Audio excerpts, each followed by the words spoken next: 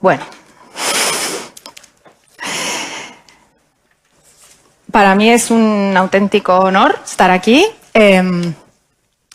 Voy a hacer las preguntas, aunque me sé muchas de las respuestas. Cuando le propuse a Luis hacer esta conversación, dijo, pues va a ser muy aburrido porque los dos pensamos lo mismo. Entonces, lo que realmente voy a hacer es un poco plantear los temas. A mí el primer tema que me fascina de Luis, de cuando conocí su obra, es que él no se define ni como profesor ni como artista, él es lo mismo. Entonces, quería empezar un poco con una metáfora de Terminator, ¿no? Terminator, todos sabéis lo que es, ¿no? Habéis visto la película. Y entonces para mí, a lo mejor Luis podría ser como Art Educator, ¿no? O sea, podríamos utilizar ese término para definir su trabajo. Entonces, a mí lo que me gustaría es que nos contases un poco biográficamente cuándo ocurre esto, porque como tú sabes bien, que como yo das clases en la universidad, uno de los principales problemas que hay en las facultades de Bellas Artes con los artistas jóvenes es que cuando salen de la facultad, pues el 80% o el 90% acaban dedicados a la educación, pero perciben lo educativo siempre por debajo de lo artístico, ¿no? Entonces, la obra de Luis, una de las grandes contribuciones que hace es llevarlo, el arte y la educación, al mismo nivel, ¿no? ¿Por qué? ¿Cuándo surge esto? ¿Cómo se define eso en tu vida? Bueno, no creo que importe mi vida, soy anti-biografía, pero hubo un quiebre en la actitud frente al arte, fuerte, digamos, por los años 60, internacionalmente, en el que de la relación tradicional de artista-objeto se pasó a una relación objeto-recipiente. Es decir, hasta ese momento, bueno, y todavía hay mucha gente que trabaja así, el artista es el iluminado, inspirado, que tiene un angelito que le susurra ideas en la oreja que nadie puede escuchar salvo él o ella, y de acuerdo a esas instrucciones y a las neurosis que tiene, hace objetos que le sirven de terapia, y como está clasificado como artista es llamado arte, y todo eso pasa a ser consumido y comercializado, o comercializado y consumido. Dentro de esa producción hay obras buenas y válidas y obras que no. Muchas obras que ni siquiera son obras, sino que son intentos de entender qué cuernos es el arte, que ninguno de nosotros realmente sabe. Y entonces experimentamos tratando de hacer cosas, pero como somos artistas, es arte y por lo tanto va a terminar en la galería, en alguna pared o algún espacio, pero sin criterios de destrucción. El arte es indestructible. Yo en casa tengo cantidad de cosas que me parecen horrendas hechas por otra gente y no las puedo tirar porque es arte. O sea, hay algo que es eterno en esos objetos. Entonces, ese primer periodo fue muy fuerte en la historia, y en el momento que entró el conceptualismo, y yo separo conceptualismo de arte conceptual. El arte conceptual para mí es un estilo formalista, y el conceptualismo es una estrategia de relación y comunicación entre el arte y el público. En ese momento lo que empezó a ser importante es qué pasa entre lo que llamamos objeto de arte y el que lo ve. Y ahí hay una decisión política, en cierto modo. Es decir, queremos que, por un lado, el público acepte ese objeto como algo semisagrado y lo consuma, o queremos que desde ese objeto empiece a desencadenarse un proceso en el cual el que lo recibe la comunicación del objeto, comienza un nuevo proceso creativo. Y hay una división muy clara en actitudes ahí, aunque no sea consciente en los artistas, pero para mí fue una decisión consciente de que lo que quiero en realidad es poder desaparecer como productor de arte y legar la actividad creativa al que se enfrenta a mi obra. O sea, mi obra no importa y yo no importo si logro que el que es hasta ese momento consumidor termina comenzando su propio proceso de creación. Y si logro que todo el mundo sea creativo, ya no hace falta que yo lo sea y me puedo dedicar a otra cosa. O sea, en la medida que yo sigo categorizado como artista, estoy declarando mi fracaso como artista. Y moriré fracasado, supongo, pero no importa. Pero ahí es donde la relación artista-maestro o artista-profesor es muy similar. El buen profesor elimina la dependencia del alumno y trata de independizar al alumno lo antes posible. O sea, trata de lograr su falta de necesidad, de no ser indispensable, de lograr que sea descartable como personaje en el desarrollo del alumno y que el alumno en última instancia se convierta en un autodidacta independiente que sepa qué es lo que quiere aprender y logre aprenderlo. Entonces se trata no de enseñar o de transferir información, sino de enseñar. No me gusta la palabra enseñar, es una de las palabras que me gustaría prohibir, pero de, digamos, dirigir hacia el acceso de la información, de que el alumno logre saber cómo acceder a la información en lugar de recibir la información del profesor. Y eso hoy es cada vez más urgente porque hay la noción de infinito va cambiando, el infinito es cada vez más grande y a esta altura la cantidad de información es de una infinitud totalmente fuera de escala. La cantidad de información se duplica prácticamente cada día. Y entonces no tiene sentido el dar información que en el momento que está dada ya es anacrónica, pero sí importa el dirigir, dar las direcciones de cómo acceder a la información cuando se necesita y cómo desarrollar criterios para filtrar esa información de acuerdo a las necesidades. Entonces tenemos que en este momento, por ejemplo, servicios como Google son filtros de información. Son filtros de información incluso que niegan el paradigma del trabajo intensivo. O sea, te anuncian, esta información te la damos en 0.00 segundos, en lugar de que un profesor te diga, esta información yo la logré después de 50 años de trabajo. Entonces hay un cambio de paradigma que todavía no entró en la pedagogía, porque seguimos tratando de formar a eruditos, o sea, gente que acumula información durante 50 años para después decir, esto ya no sirve. Y en su lugar, el aceptar de que hay filtros que conectan datos de una manera eficiente en un fragmento de segundo y son mucho más precisos. Lo que estamos enfrentando es que ahora entonces ya no estamos consumiendo información, sino que estamos consumiendo filtros de información. Y nadie nos enseña a desarrollar nuestros propios filtros. Y ahí entonces vuelve a entrar el arte. ¿Qué es el arte? Si no es producción de objetos, es, para mí por lo menos, una forma de problematizar conocimientos, de formular problemas que preferiblemente sean problemas interesantes y después buscar una solución para ese problema. O de enfrentarme a una solución y entonces buscar, bueno, qué problema encaja a esa solución en una forma que como pareja sea imposible de volver a desintegrar.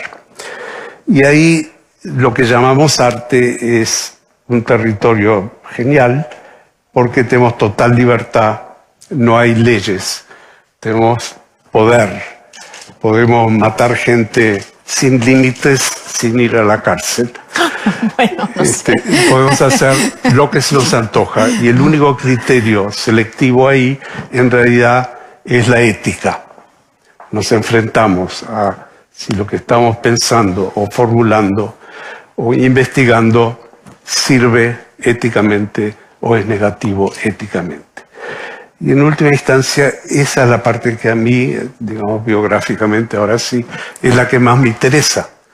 Me interesa la parte ética. Me parece que el día de hoy la ética es el único campo de resistencia que nos queda. Extrañamente, ser ético hoy es revolucionario, cosa que es increíblemente deprimente, pero que tenemos que desarrollarlo lo más posible si no queremos entrar en el feudalismo que nos está amenazando en su retorno. Y el lograr, al problematizar, el desafiar realmente y cuestionar todo lo que se nos presenta, todos los sistemas de ordenamiento que nos dan como un hecho y al cual tenemos que someternos, y estudiarlos como cosas transitorias, cosas que representan una estructura de poder que tenemos que decidir si nos sirve o no nos sirve y apropiar o descartar de acuerdo a nuestra noción de poder personal. Y es para eso lo que sirve el arte para mí. O sea, es una forma de pensar, es una metadisciplina desde la cual yo realmente miro todo. O sea, mi noción de rigor viene de ese cuestionamiento y no de un cuestionamiento disciplinario particular. O sea, no hay un canon al que me someto, sino que el canon mismo es parte de lo cuestionado. Eso, digamos, como síntesis. Como síntesis. No, estoy totalmente de acuerdo y me parece perfecto que dejemos de llamarnos profesores o artistas y nos empecemos a llamar filtros, ¿no? Todos somos como filtros de esta información. Y me gustaría rescatar esto último que has dicho de que el arte es una metadisciplina que tiene que ver con el conocimiento, porque eso creo que es algo que sería muy interesante que le contásemos al ministro Wert, ¿no? Porque yo creo que hay mucha gente que asocia el arte con otras cosas, ¿no? Con la expresión, que vale es una parte, con la parte sensible, que bueno, también está bien, con la producción manual, que en algunos casos, pero es increíble que todavía tengamos que demandar la idea de que los profesores de artes visuales trabajamos con conocimiento en el aula, ¿no? Porque parece que el conocimiento está en las matemáticas, está en la historia, pero no está en la clase de plástica y visual, que es un poco, ¿no? Como se denomina en España a la asignatura de arte. Entonces, ¿podrías ahondar más en este concepto, que tú lo trabajas mucho en tu obra? ¿Cuál es el concepto? El arte como conocimiento. Bueno, pero eso es un poco lo que de lo que estaba hablando. Sí. Sí, en realidad las escuelas de arte hoy y el concepto de arte en las escuelas también, o sea, tanto formal como informal, confunde arte con artesanía.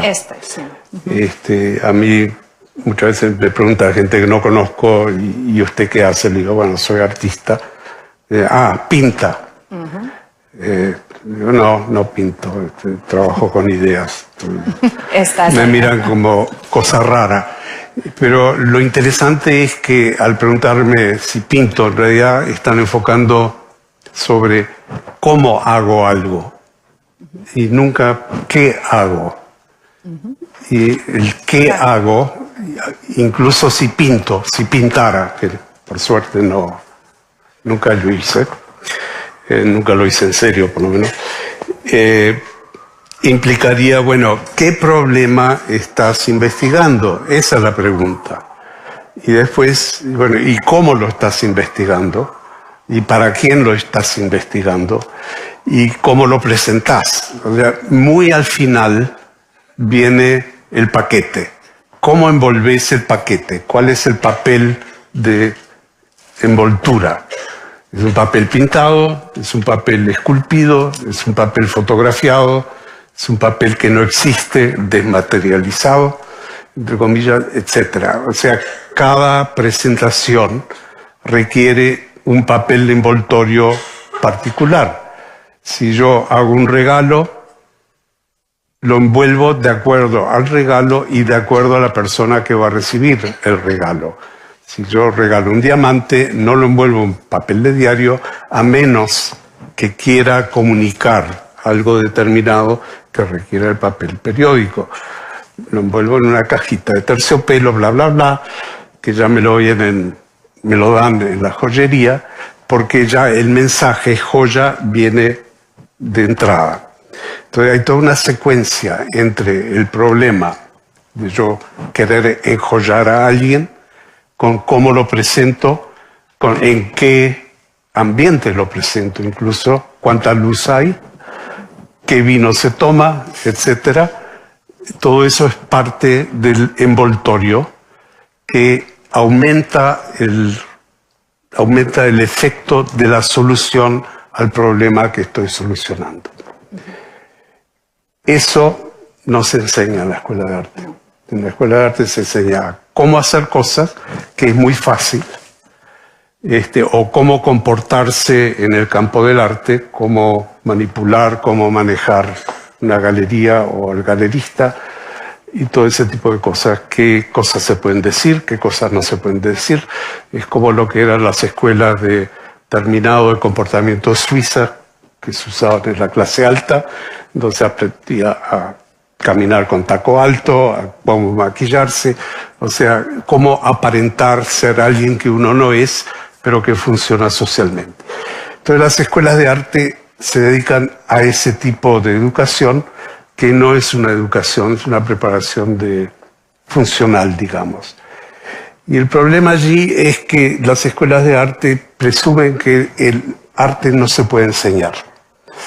Y eso fue muy explícito ya en escuelas progresistas como el Bauhaus, donde Gropius francamente declaró que no se puede enseñar el arte, y con la resistencia de alguna gente como Molinari y Itten, que sí pensaba que se podía, pero es verdad que es muy difícil enseñar a crear. A lo mejor ahí es donde la palabra enseñar tampoco funciona. O sea que Gropius, cuando decía no se puede enseñar arte, en realidad lo que decía es no se puede enseñar. Y no importaba si era arte o no. Pero sí se puede aprender. Y se puede aprender gracias a condiciones que fomentan el aprendizaje. Y esa es la función en un equipo escolar, de lograr la autodidáctica, digamos, mejorada, en lugar de caótica. O sea, si largamos a todo el mundo que haga lo que quiera para aprender, hay descontrol. La función pedagógica es la de ayudar a enfocar el aprender uno mismo, el descubrir, y ahí es donde es el acceso a la información y no la información lo que importa. Entonces tenemos que las escuelas de arte y no de arte en realidad actúan de filtros para fomentar la meritocracia. Entonces los que tienen dificultad de aprendizaje se descartan lo antes posible y se va reservando y filtrando la gente que sí va a funcionar bien, que es en realidad gente que normalmente puede ser autodidacta sin ayuda. Entonces las instituciones tienen una pereza pedagógica congénita que es totalmente antisocial. O sea, los que necesitan educación son los que se descartan y los que la necesitan menos son los que se apoyan. Y ahí entonces hay que discutir, bueno, ¿qué es meritocracia? Que es una palabra no examinada. ¿O qué campos necesitan una meritocracia real y qué campos no? O sea, yo prefiero un cirujano que tenga mérito a un cirujano que no lo tenga. Y prefiero un maestro que tenga mérito a un maestro que no lo tenga. Pero, ¿qué criterios determinan de que ese cirujano sea bueno, o ese maestro sea bueno, o ese artista incluso sea bueno? Es lo que nos está examinando. Sí, esta idea de que en la clase de arte también se solucionan problemas, ¿no? Es como tan obvia, pero al mismo tiempo es tan excepcional. Y yo creo que ahí también hay un problema con los tiempos, ¿no? Porque lo que también ocurre muchas veces en la clase de arte o en los museos es como que enseñamos o enseñan a la producción artística como en 45 minutos.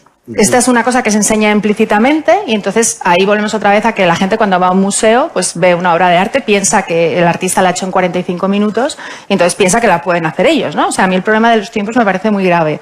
Entonces, el problema del proceso es otro de los grandes temas que tú abordas, ¿no? De cómo hay que enseñar que una obra de arte no se hace en 45 minutos.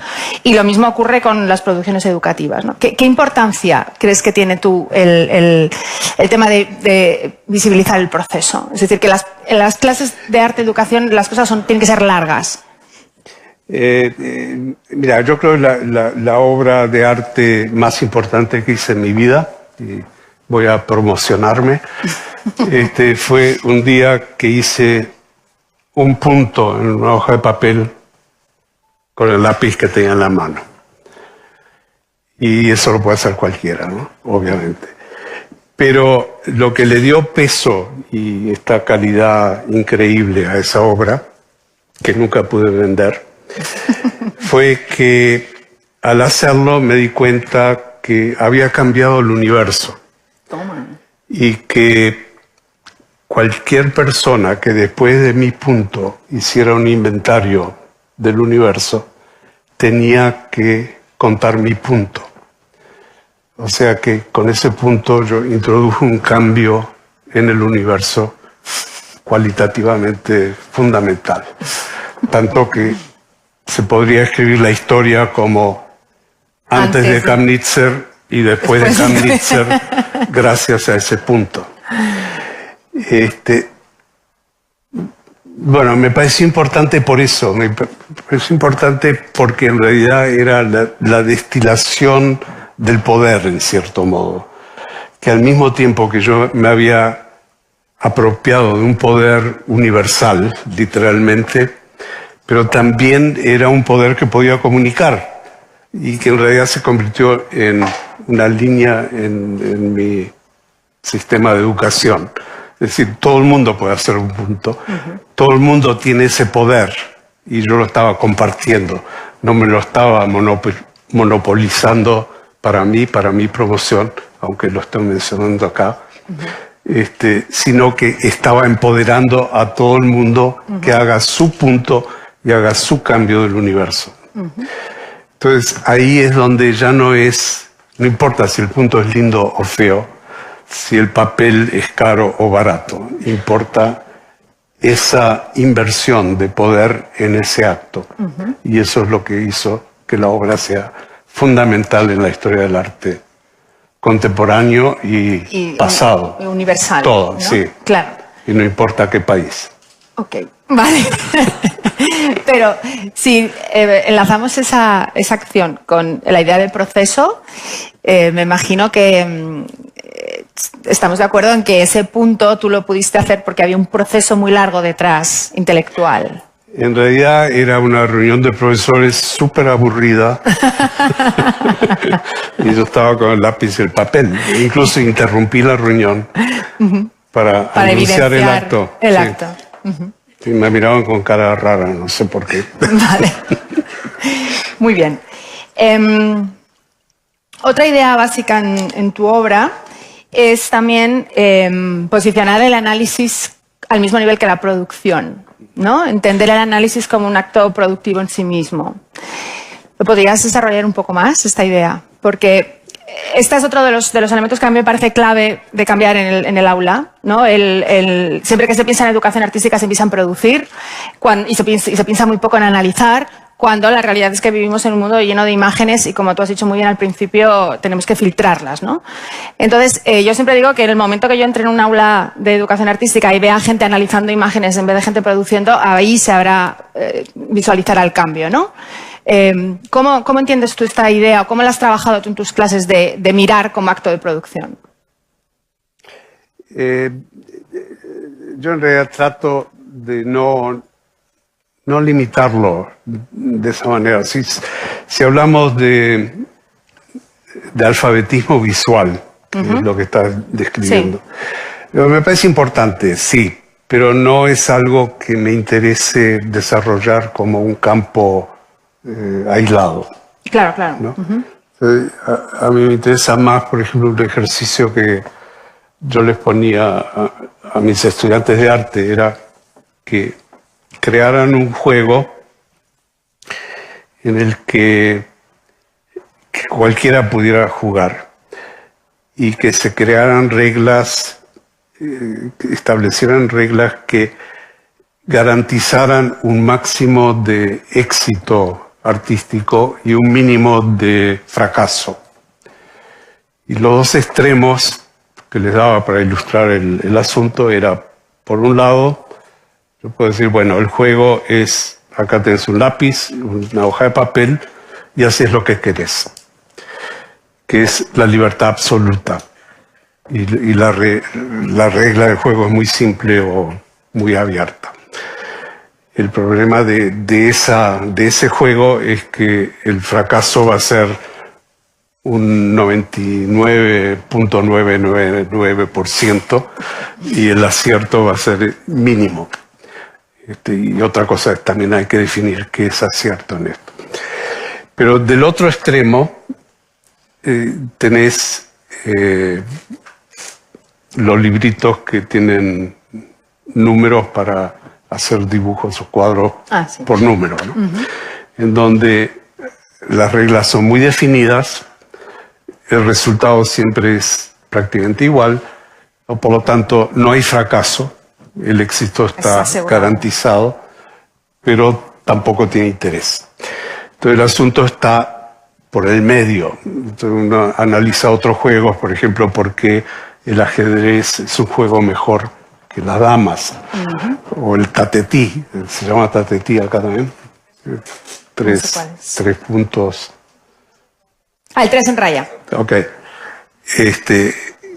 Que al fin de cuentas se puede predecir quién va a ganar dentro de las primeras jugadas, pero es más difícil predecirlo en el ajedrez que en otras, ¿no? Lo interesante del juego, como lo planteábamos en la clase, era que también era una analogía con gobierno. El papel y lápiz era la anarquía total, sin una dirección ni ética ni social, nada, podía pasar cualquier cosa. Y el libro de numeritos era la metáfora del gobierno dictatorial, súper controlado, en donde no había posibilidad de decir nada. Y lo que estaban buscando, en realidad, socialmente hablando, era una democracia esclarecida, en donde se definía qué límites se podían transgredir y qué límites no. O sea, asegurar una libertad, pero sin dañar a nadie. Entonces a mí me interesaba eso, me interesaba el salto de algo que aparentaba ser banal en términos artísticos en ambos extremos. Y la complejidad estaba en el medio y al mismo tiempo era una metáfora para la vida cotidiana en términos de qué es una elección, a quién elegís, qué pasa después que lo elegís, cómo controlás, qué es el código legal bajo el que vivís, cuánto te oprimen, cuánto no te oprimen, etc. Entonces, a mí me parece más interesante eso que el alfabetismo visual. Porque el alfabetismo visual es una consecuencia de eso. Lo otro que discutíamos mucho era la manipulación, y ahí también entramos en alfabetización visual. En general hablamos de manipulación, y ayer tuvimos una discusión larga en el grupito. La manipulación es algo negativo. Entonces decimos, no hay que manipular. Cosa de un disparate, o sea, es totalmente irreal.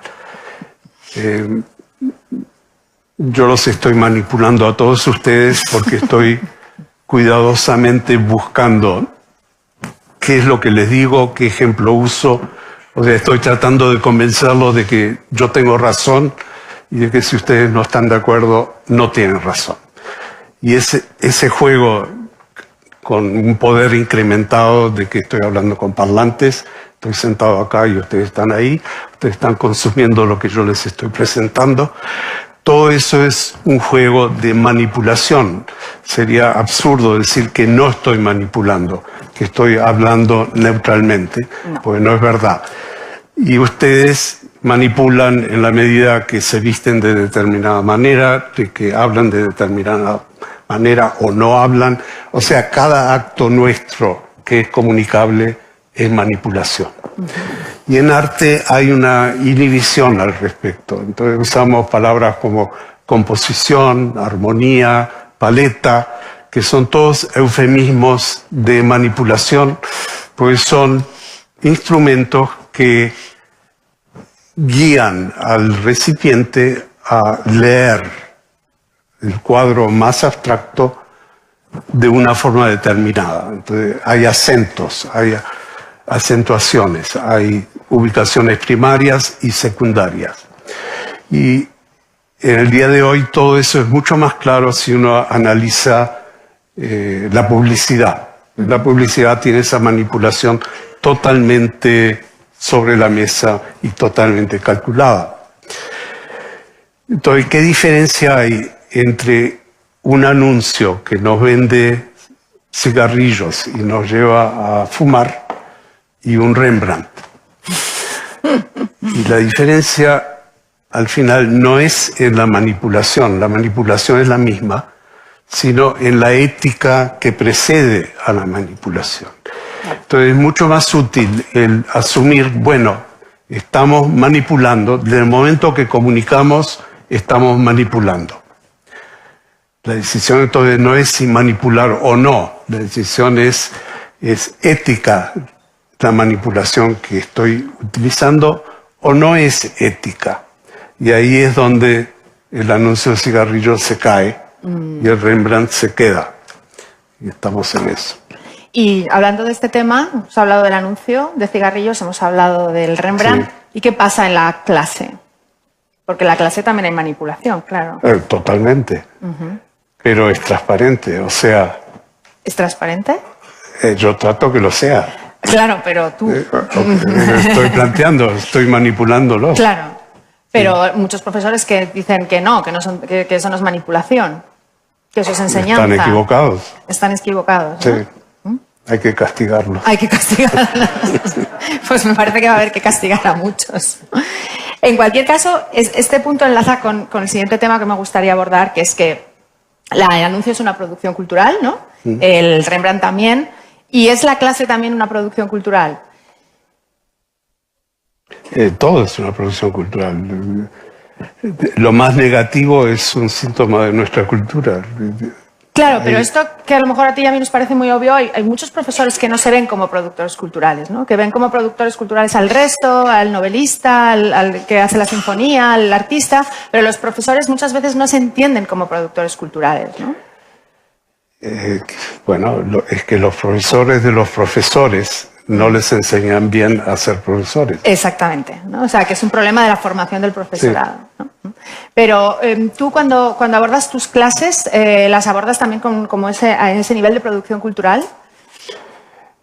Sí, es decir, yo ingenuamente cuando empecé a enseñar pensé, bueno, yo nunca voy a repetir una clase. O sea, cada clase es una obra de arte y nunca me gustaron los artistas que se repiten, por lo tanto tampoco me gustan los profesores que se repiten.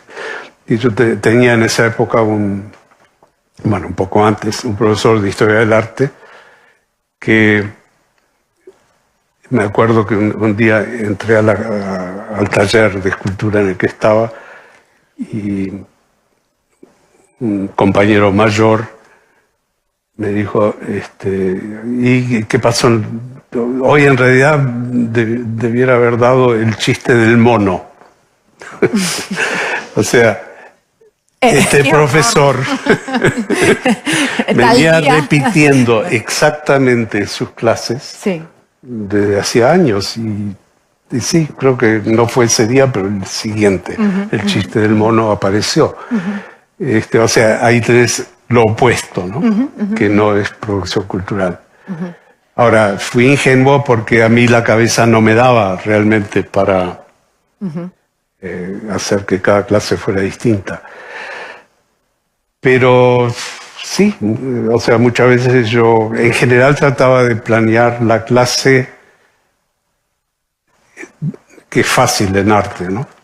En el trayecto de casa al salón de clase. Bueno, ¿qué hago hoy? Y traté. Entonces llegaba y claro, generalmente yo no sabía qué es lo que va a pasar.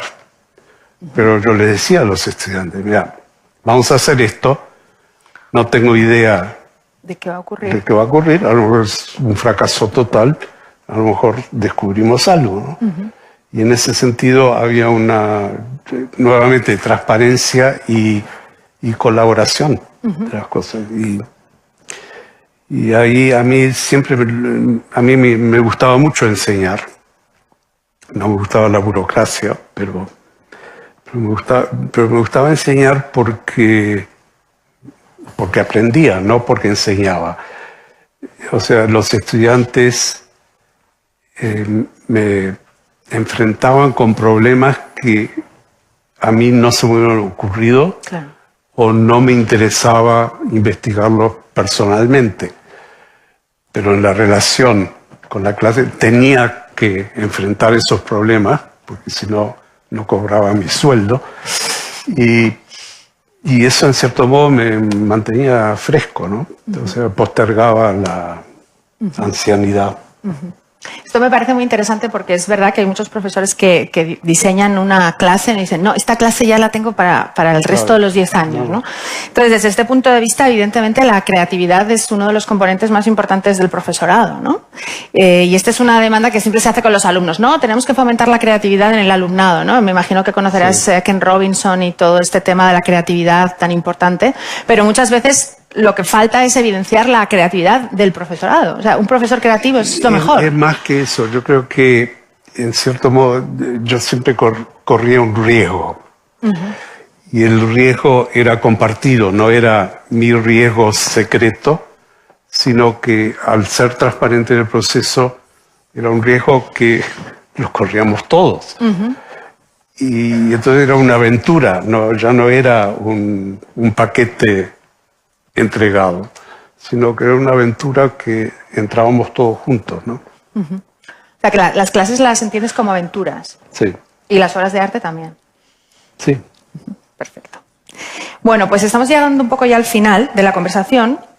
Y también otra de las cosas que yo creo que coincidimos ambos es que cuando hablo a mis alumnos de la facultad, muchos de ellos entran como con ganas de transformar el mundo, ¿no? Hay muchos que quieren incidir en la transformación social y en ese sentido creo que si trabajan con la educación o desde la educación inciden mucho más rápidamente que si lo hacen desde el mundo del arte, ¿no? Entonces esta idea de la educación artística como motor de la transformación social es también un componente fundamental de tu trabajo. Y me gustaría si de alguna manera lo puedes linkar con el trabajo que hiciste en la Bienal de Mercosur, ¿no? En la primera Bienal Pedagógica del mundo, ¿cómo incidió ese trabajo educativo relacionado con una exposición en la transformación social de Porto Alegre? Bueno, la Bienal Pedagógica, en realidad, el título de Bienal Pedagógica vino popularmente, no fue un título que le diéramos nosotros. Gabriel Pérez Barreiro era el curador general, un amigo además de años, y me invitó a ser curador pedagógico de la Bienal. O sea, inventó el título para eso. Y primero no me interesó porque estaba en otra cosa. Y al final, para desentenderme del asunto, dije, bueno, lo hago si cambiamos los términos, si la Bienal se convierte en una ilustración de un instituto pedagógico, en donde cada 2 años se ilustra la investigación pedagógica, y no en un evento puntual de cada 2 años en donde los curadores reinventan el paraguas, ¿no? y pensé que ya estaba con eso. Entonces él lo presentó al directorio de la Bienal, dijeron, sí, genial, y me embromaron, ¿no? Y bueno, la gran ventaja fue que en lugar de enfrentar a una exposición armada, diseñamos la exposición juntos, desde de cero, y en igualdad de términos. Él elegía a los artistas y yo determinaba cómo nos comunicamos con el público. Entonces, mi descripción en aquel momento era, bueno, yo voy a ser el embajador del público frente a la muestra y de entrada tener esa comunicación como una base. Entonces, la solución fue... no. Sí. Yo creo que les he debido de dar. A ver ahora, ¿verdad? A ver. No.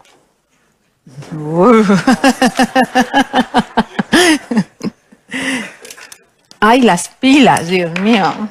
No se pusieron las pilas. No. Oh. ¿Están colocadas en su orden? Sí. Pues, Ya está.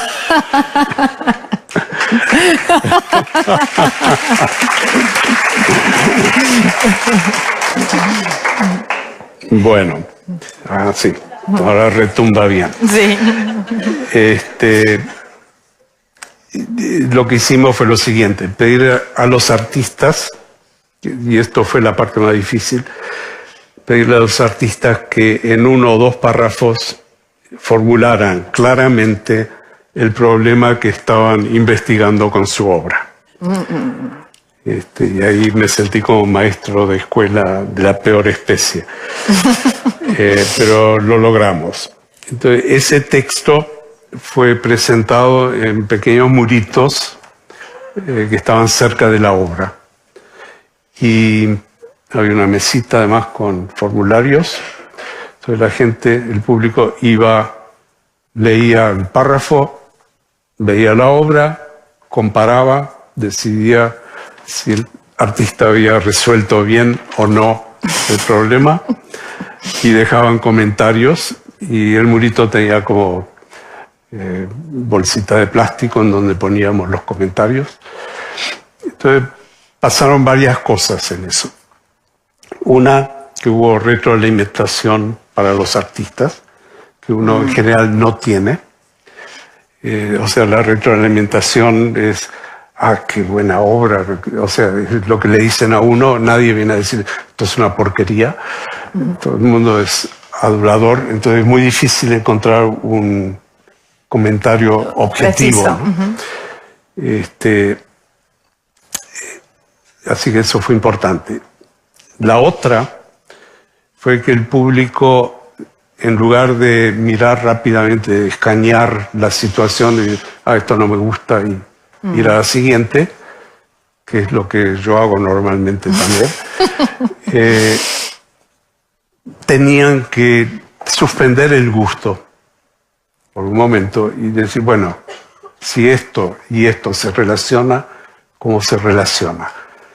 Y en ese cuestionamiento, sin darse cuenta, el público entraba en el proceso creativo del artista y compartía el proceso. Y al dejar un comentario, en realidad era otro resultado del mismo proceso creativo y a veces más fértil que el del propio artista. Entonces ya el público no era consumidor de la obra, sino que era colega del artista, que era fundamental. Súper importante. Y la tercera cosa que pasó es que con los comentarios en el muro, el público empezó a educar al público siguiente.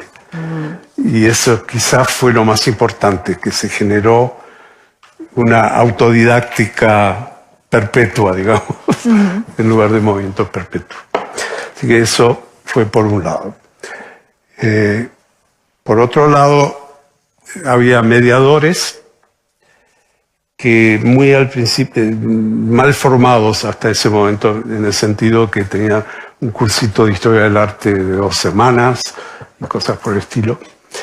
y eran seleccionados de estudiantes universitarios de cualquier disciplina, no necesariamente de arte, o digamos la mayoría no venía del arte. Y tenían pánico, muchos lo expresaron en una primera reunión, tenían pánico de enfrentarse al público porque sabían que iban a recibir una pregunta que ellos no podían contestar, algún dato de historia del arte que no habían estudiado. Y bueno, les planteé lo que tenían que hacer, en lugar de compartir conocimientos que nunca iban a abarcar todas las preguntas que les iban a hacer, que compartieran la ignorancia.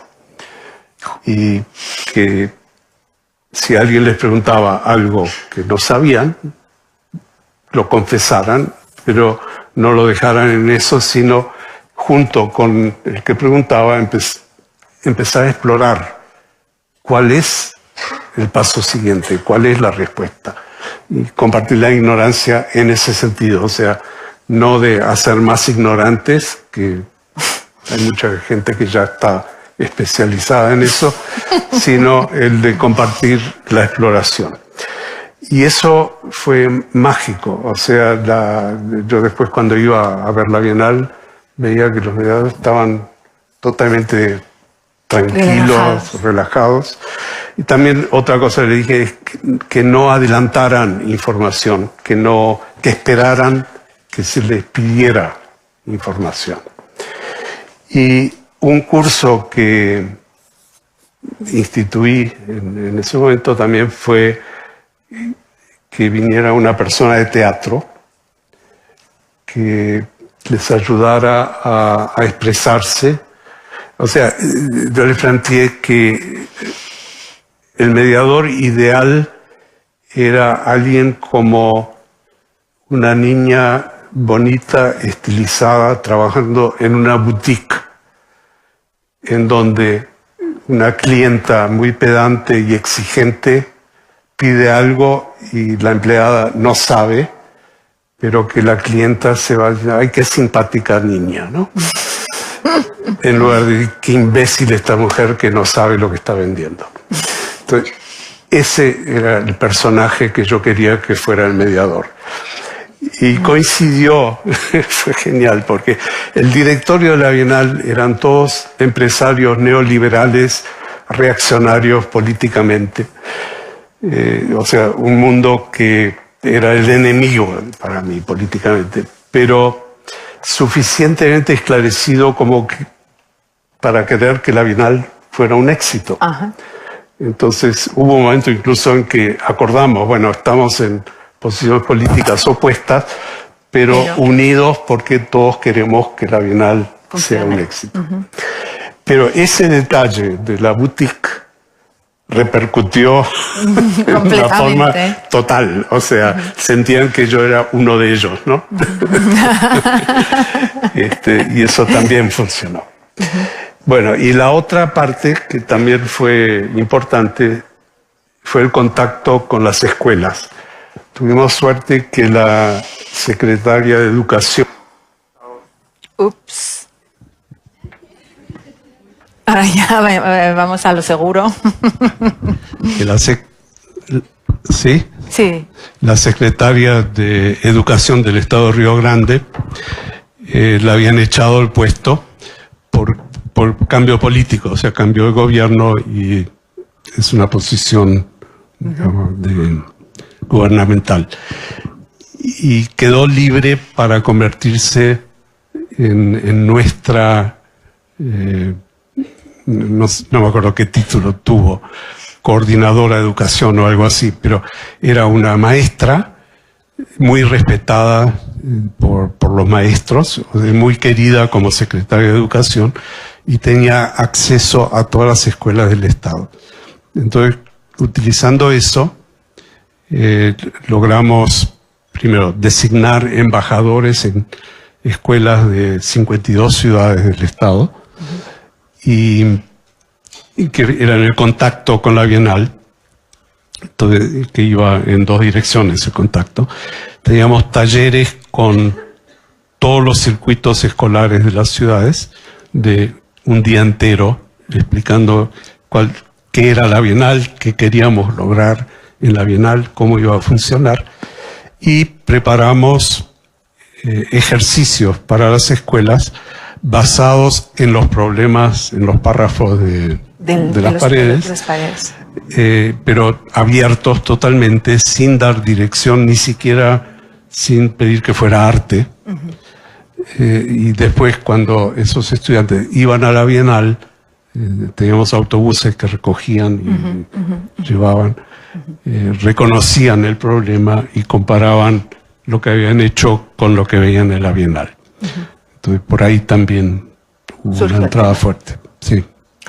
Bueno, pues voy a recoger esto último que has dicho, que es una frase que me parece muy significativa. Los mediadores tenían miedo, y yo creo que muchos profesores tenemos miedo de utilizar todas estas cosas que hemos hablado, la producción, entendernos como productores culturales, entendernos en medio camino entre el arte y la educación, entender la importancia del arte contemporáneo en la escuela, pero gracias a personas como tú, pues ese miedo yo creo que va desapareciendo. Así que muchas gracias, Luis, por tu trabajo, de verdad que nos ilumina a todos, y esperemos que sigas escribiendo libros y haciendo exposiciones y dando clases para que tu producción cultural sea completamente plural. Y ahora vamos a darle un fuerte aplauso y vamos a dar paso a Marta y Publio. Muchas gracias.